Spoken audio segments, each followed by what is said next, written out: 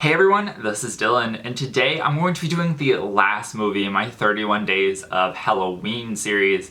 And this is the first year that I've done it, and I'm actually pretty proud of myself that I kept up and was able to do one video every single day in the month of October. But today I've decided to do a movie review for a series that is the epitome of Halloween.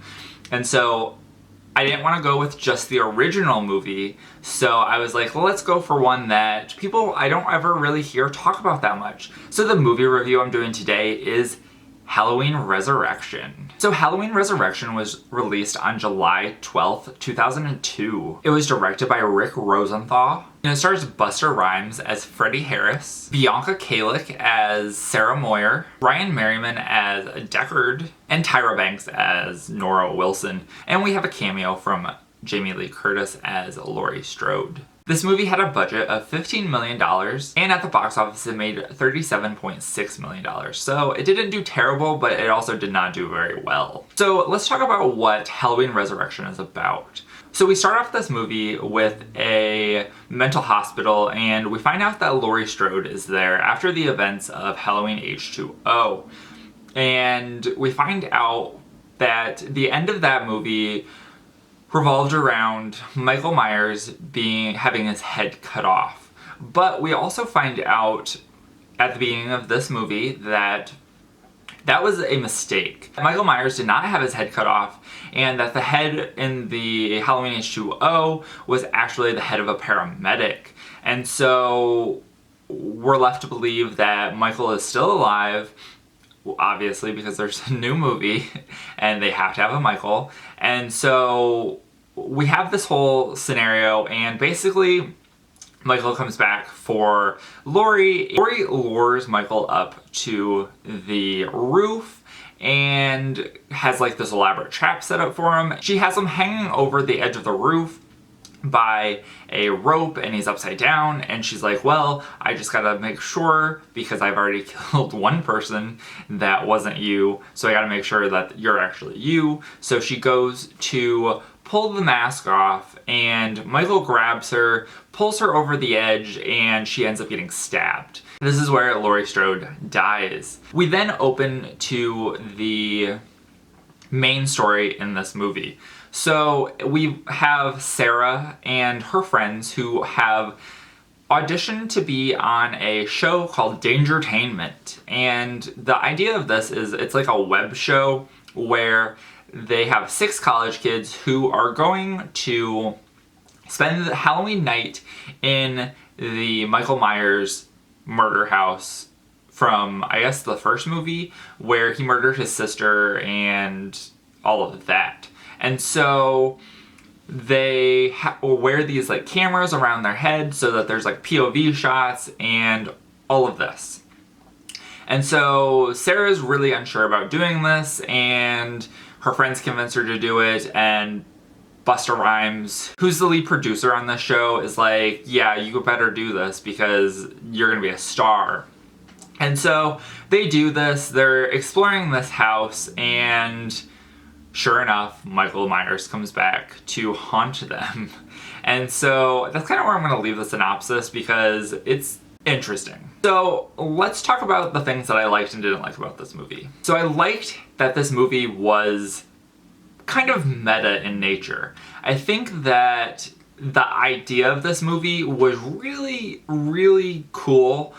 I think that they failed to execute it very well.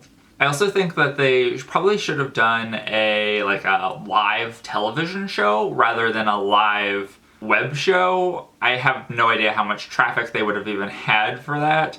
But maybe, and I don't know if 2002 had like all these web shows that you could watch, but I know that TV would have made a little bit more sense, but whatever. And then now let's get into the things that I did not like. Well, I think the main thing that people don't like about this movie is that it killed off Laurie Strode. It's pretty bad considering that she is one of the tentpoles of the series, but it was her choice. Jamie Lee Curtis did not want to continue on with playing Laurie Strode, so she asked the writers to kill her character off. But it just seemed very hastily done, and it really seemed like a really bad send-off for a character that we've watched in 3 other movies besides this one. Another thing that I really didn't particularly enjoy was that I thought that Michael Myers, something was just very off about him in this movie. Like when we have the scene where we're in the mental hospital with Laurie Strode, like he just rams himself into the door. Like he doesn't know how to use doors, so he just breaks the door down by ramming himself into it several times, which seems odd.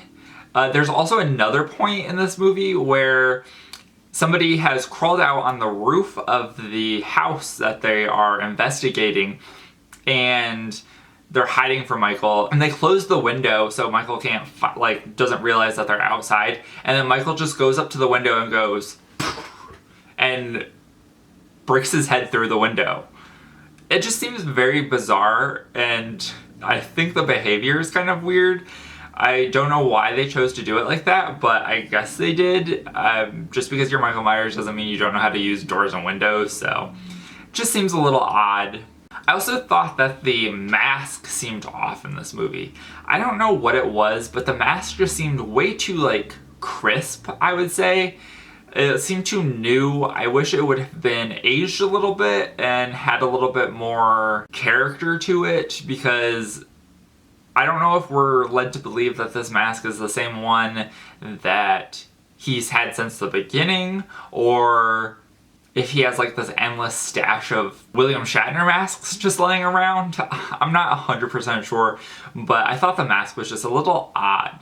And then this is but it's only related to the Scream Factory Blu-ray, and I don't know if this is on the other Blu-ray, like the pared down version of the Blu-ray, or if this is only available on the box set. I was looking through the features just to kind of see what there was. There is a feature on this where you can watch just a webcam version of this movie. So it's like the entire movie, but the webcam version. So what all of the actors are recording during the show, and also what all of the cameras in the house are recording. So I thought that that was pretty cool.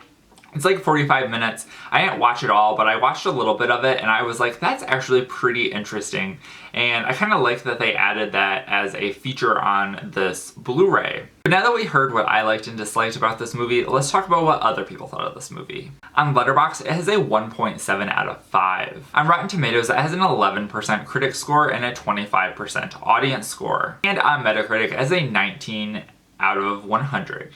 And so yeah, this was really not that good of a movie. I gave it a 2.5 out of 5 on Letterboxd, and I really very rarely make a movie less than 3, but I did not particularly enjoy this on this time around. But I will say that this is one of the Halloween movies that I think I've watched the most, and this is one that I will go back to because I think that the idea is really cool, and I just think that it wasn't executed well. So I think that is it for this review, and that is it for the 31 Days of Halloween. I'd like to thank everyone who has watched all of the videos that I posted this month. I know that there are at least a few who have watched a good handful of those, and I really appreciate it. This is my first 31 Days of Halloween series, and I am really glad that at least some people are watching it, so thank you guys for that. And let me know if you've seen Halloween Resurrection and what you thought of it, if you liked it or you didn't like it, and why. And thank you guys for watching. I hope you guys enjoyed. Remember, if you're not already subscribed and you'd like to be, please hit that subscribe button down below and give this video a like if you liked it. Thank you guys for watching, and have a great day. Bye.